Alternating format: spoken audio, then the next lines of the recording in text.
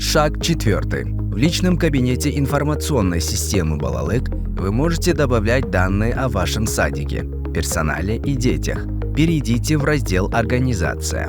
В данном разделе отображаются краткие данные о вашем садике. В категории «Портфолио» можно добавлять красочные фотографии садика, а также краткое описание каждой категории.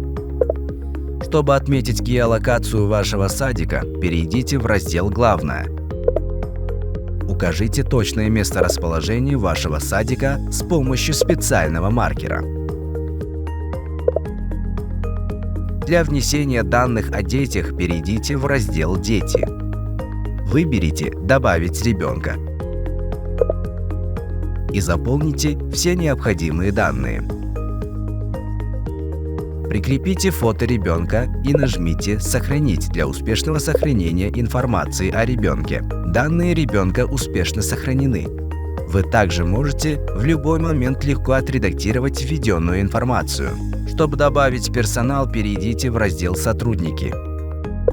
Нажмите на кнопку «Добавить сотрудника». В новом окне заполните все необходимые параметры.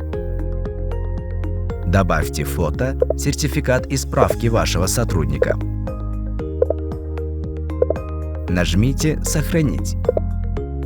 Надеемся, представленная информация была полезной для вас. Благодарим за внимание.